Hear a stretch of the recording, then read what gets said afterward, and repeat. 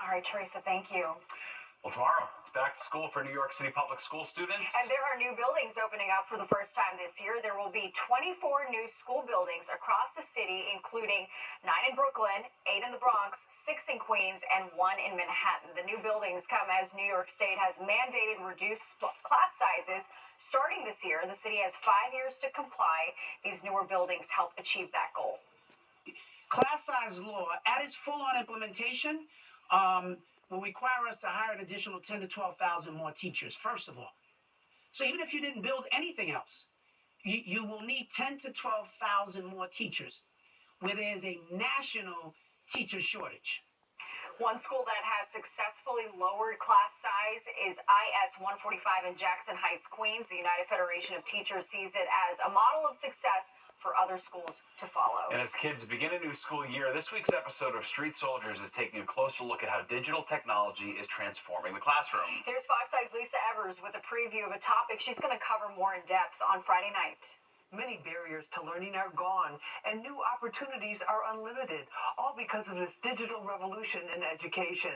There are still a few naysayers who want to turn back the clock, but for the most part, today's students are looking at a future where anything is possible. School systems and educational institutions were compelled to adopt digital technology during the pandemic and create virtual classrooms, whether they liked it or not. Nationally recognized educator Dr. Christopher Emden says young people benefited from using digital technology as a learning tool. Dr. Emden says those who are still reluctant to fully embrace it should think again. Educators have to meet young people where they are, because if you don't meet them where they are, they're not going to follow you.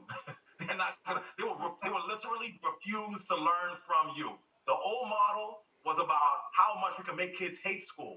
The new model is how much we can make everyone love learning. The digital revolution in education is providing unlimited opportunities for both learning and teaching. For students, they can learn anywhere, anytime. Barriers and limits to knowledge and information are largely gone. For teachers, it allows them to customize their instruction to an individual student's needs. With the emergence of AI, there are even more options. Teachers are finding their own ways to implement it, says Chalkbeat New York reporter Julian Shenbaro. I think like a lot of school districts, New York City is still figuring out how exactly it wants to incorporate AI tools into the classroom. There are a lot of different AI-powered tools out there. They do different things. There are a lot that are marketed to educators. And what I've been hearing right now from teachers across the school system is sort of, different approaches in different places. Digital technology is native to today's students who've grown up with it in one form or another. Many schools, colleges, and universities now use Canvas software programs for instruction and grading. But Canvas Vice President Ryan Lufkin says their technology is not designed to replace teachers. Good technology just amplifies that teacher and helps them engage in ways that they couldn't do just in a physical classroom. And so that's why as we build our technology, it's all very teacher-centered. Our job is to make a teacher's life easier, not more difficult. And so we hope they embrace the technology and view it through that lens. There's so much more to this fascinating issue, like the advent of lifelong learning. I hope you'll join us for our next episode of Street Soldiers, Friday night at 10:30, right here on Fox 5. I'm Lisa Evers, Fox 5.